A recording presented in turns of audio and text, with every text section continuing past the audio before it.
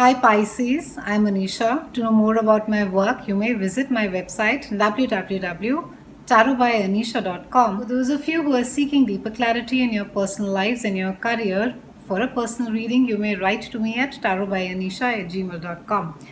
Pisces, we begin the month with Mars that is going direct, and Mars has been retrograde for the last 2.5 months, and now finally it goes direct, and it's going direct in a part of your chart that speaks about expansion of the mind. It speaks about some amount of travel as well, and you're finally going to be feeling as though all the energy that has been blocked so far as your thinking is concerned, as your belief system is concerned, even as far as travel is concerned, is just all of a sudden going to be opening up for you, and you'll find this enthusiasm, vigor, optimism to be going ahead and to be dealing with these things. Now, because Mars is there in your expansion of mind, it could be that some of you are very actively seeking information. Maybe there's some knowledge, there's this thirst, a hunger for knowledge that you need to be knowing more.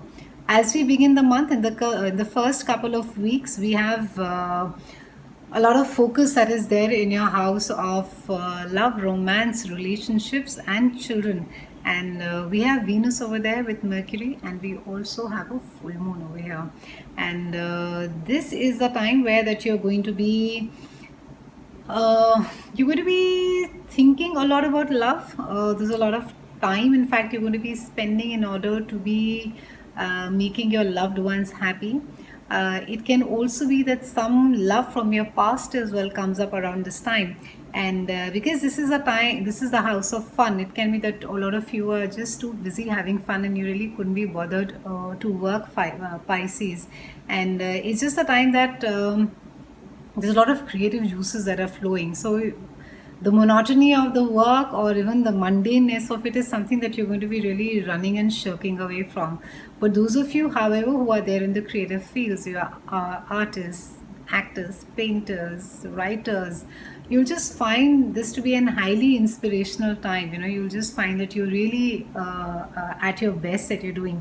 And because this also has to do with primarily, in fact, this house has to do with love, and there's a new moon over here. There's an opportunity, maybe someone, you could just meet somebody, go on a date and fall in love. Or it could be you may have had your eye on someone who's really new and you may just fall in love with this person. And for those of you who have children, it's a brilliant time to be spending time with your children, doing some creative activity, or maybe even traveling. Around the 13th, we have Venus that is going into your house of day-to-day activities and health. And Venus over here is followed by Mercury, which towards end of the month is followed by Sun over here. And there's a lot of focus over here, which is talking about your work. And with Venus being over there, it's indicating that the work is going to be quite smooth. You're going to be quite, you're going to be at quite peace. I think there's quite a relaxed pace in July for work. And for those of you, however, who are writers and who work in the content side of it, you'll find that with Mercury being over there, you're really not just creative, but the ideas are pouring in and the ideas are accepted and appreciated. So you may just be at your best around this time.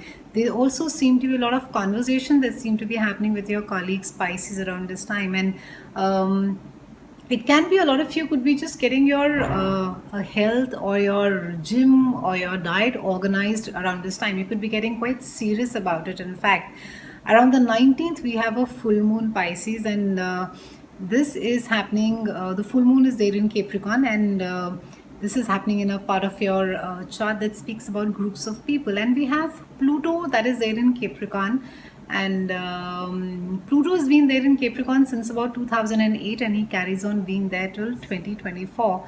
And that's in fact one of the longest durations for the planets to be staying in a particular sign. And because of the longer time that it spends, it's just this complete overhaul that Pluto does. So Pluto, as per the Greek mythology, was a Roman god Hades, who was banished by Zeus, who's the god of sky, and Jupiter, that is. And because Hades had abducted Persephone, so Hades and Persephone are the king and queen of underworld. And Pluto, that is Hades' other name, Pluto rules your anything to do with deep psyche, criminology, murder, dictatorship, fascism. In fact, even absolute devotion and dedication to is very, very Plutonian. But Pluto is a planet of revelation because it goes deep inside, it brings up everything up on the surface. And because it takes such a long time, it ensures that it's a complete overhaul. It doesn't sort of spare anything. And because it has to do with your friends, your circle of friends, it can be that there could be some revelations that are given to you, maybe people with whom you think that you share the same goals and the same passions. It may not be so. Maybe there could be certain bitter truths that you may learn, that you may decide to sort of walk away from a group or form your own group. Or it can be also be that it's a time that if you have been working on a project with a friend, maybe that project comes to an end, or maybe you break, that friendship gets broken, maybe you stop speaking with a friend, something breaks over here during this time. And it can be that you could have been spending a lot of time with this friend. So the advice really is not to do anything rash, Pisces. Go to a restaurant, have a chat with your friend, and just try and figure out whether there's some amount of effort that's required to be repairing the friendship over here. And this also is a time wherein that you could be looking at your own position in the world and where it is and how it is that you fit in over there. And also for some of you, I think you could be quite surrounded by people during this time. There seems to be a lot of hustle and bustle around you, and you could be there could be some very there could be some very lucid dreaming that could be happening around this time, and you could be waking up almost every second day and saying, oh god, I had such a vivid dream, or oh, I just dreamt of that and I felt I was just there.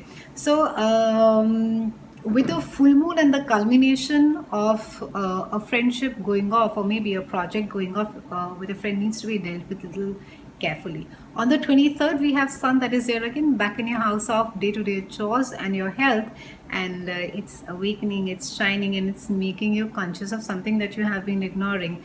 And the focus again is on work, Pisces, and it's not going to be on play and silliness. So end of the month, you're going to be getting back to the desk, and also you're going to be fairly focused. So it's not that it's going to be a drudgery for you, but a lot of you seem to be like really into aligned in. Maybe there seems to be some kind of a pressure at work, but you're going to be really focused about it, and you are really dedicated about taking your day-to-day chores in order, and maybe correcting the mundaneness of the daily routine that it has set into.